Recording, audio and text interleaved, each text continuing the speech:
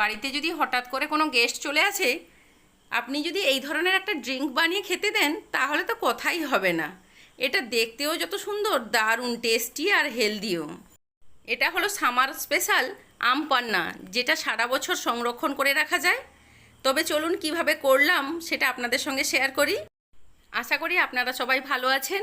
আমার সমস্ত ফ্রেন্ডসদের let's food up with মমতাতে জানাই স্বাগত। আমি এখানে 3টে আম নিয়েছি, আপনারা চাইলে বেশি নিতে পারেন। কাঁচা আম নিয়েছি, খোসা ছাড়িয়েও এটাকে ছোট ছোট করে কেটে সেদ্ধ করা যায়। আমি কিন্তু এটাকে খোসা সহই রাখবো, আর গাগুলোকে এইভাবে কেটে দিচ্ছি, তাহলে সেদ্ধ হওয়ার পর খোসাগুলো ছাড়ানো খুব সুবিধা হবে।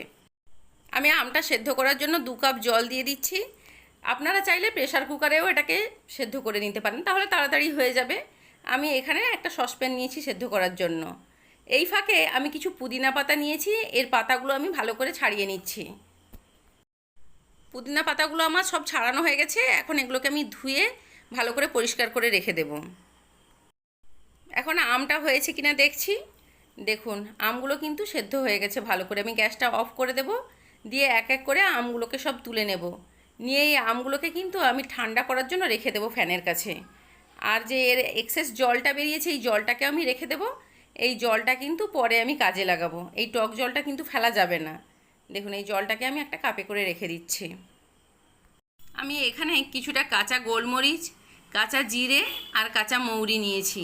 এটাকে আমি হালকা করে রোস্ট করে নেব, নিয়ে এরপরে এটাকে গুঁড়ো করে নেব। এই মশলাটা আম পান্নার মধ্যে পড়লে দারুণ টেস্ট আসে, মানে যেটা বলে বোঝানো যাবে না, দারুণ। পুরো ভিডিওটা দেখতে থাকুন, স্কিপ করবেন না, কারণ এই স্টেপগুলো ফলো করে যদি আপনারাও আম পান্না বানিয়ে রাখেন তাহলে দেখবেন সারা বছর সংরক্ষণ করে খাওয়া যায়। এইভাবে আমি গুঁড়ো করে নিয়েছি। দেখুন মশলাটা।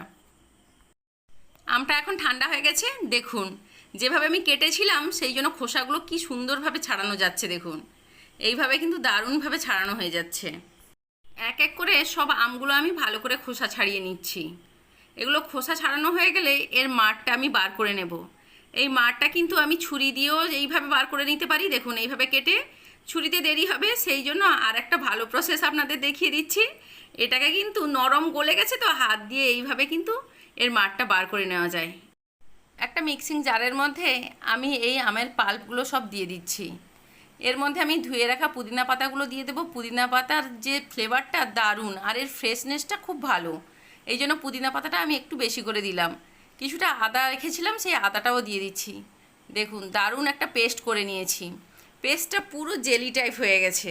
এইভাবে কিন্তু পেস্ট করে নেবেন সুন্দর করে। পেস্টটা দেখুন কতটা ভালো হয়েছে।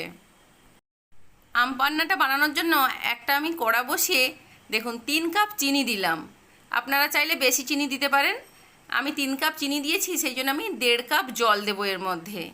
এর মধ্যে কিন্তু 1.5 কাপের বেশি জল দেওয়া যাবে না। দেখুন চিনিটা আস্তে আস্তে করে গলে যাবে, এইভাবে আমি নাড়াতে থাকবো। নাড়াতে থাকলে চিনিটা গলে যাবে। চিনিটা গলে গেছে, এখন আমি এই পেস্টটা দিয়ে দিচ্ছি। মিডিয়াম টু লো ফ্লেমে রেখে এটাকে খুব ভালো করে মিক্স করে নিতে হবে। দেখুন আমি খুব ভালো করে এটাকে মিক্স করে নিয়েছি। আমি এর মধ্যে দিয়ে দেব সাদা লবণ 1 চামচ আর বিট লবণ 1 চামচ, ব্ল্যাক সল্ট যেটাকে বলা হয়, দিয়ে দিলে এটা কিন্তু খুব ভালো হয়। আর এর কালারটা ভালো আসার জন্য কিছুটা গ্রিন ফুড কালার দিয়ে দিলাম। দেখুন কালারটা কত সুন্দর চলে আসছে, পুরো ন্যাচারাল কালার লাগছে এটা। এখন মিডিয়াম ফ্লেম করে দিয়েছি, আর আমি যে মশলাটা গুঁড়ো করে রেখেছিলাম সেটা 2 চামচ এর মধ্যে দিয়ে দেব। দেখুন 2 চামচ দিলেই হয়ে যাবে। যদি বেশি আমের পরিমাণ হতো তাহলে মশলাটাও বাড়িয়ে দিতাম। এটা খুব ভালো করে মিক্স করা হয়ে গেছে। আমি টক জলটাও দিয়ে দিলাম, দিয়ে ভালো করে মিক্স করে নিলাম। এটা হয়েছে কিনা কেমন জানবেন, দুটো আঙুলের মধ্যে ধরলে দেখুন চিটচিটে ভাব যদি চলে আসে, বেশি যেন চিট না আসে, হালকা আসলেই হয়ে যাবে।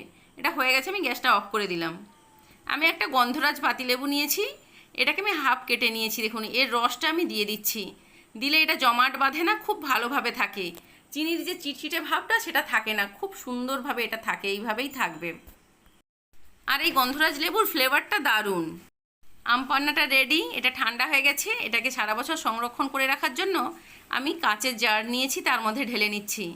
লেবুর রসটা দেওয়ার জন্য এটা কিন্তু অনেক দিন ভালো থাকে, নষ্ট হবে না। আর কাঁচের জারে রাখলে এটা খুব ভালো থাকে।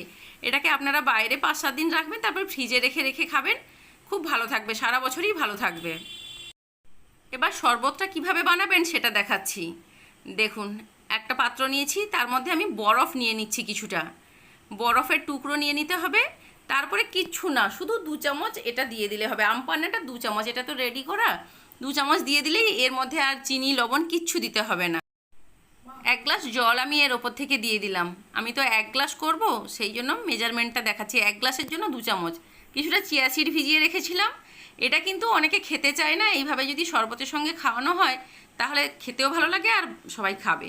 আমি গন্ধরাজ পাতিলেবু নিয়েছি, এটাকে পাতলা করে স্লাইস করে কেটে নিয়েছি দেখুন। এখন আমি গ্লাসের মধ্যে এই আম পান্নাটা ঢেলে নিচ্ছি। নিয়ে এর ওপর থেকে এই স্লাইস করা লেবুগুলো দিয়ে দেবো। দিয়ে এটাকে সার্ভ করব। দেখতে ভালো লাগবে আর এর ফ্লেভারটা ভালো, তো খেতেও ভালো লাগবে।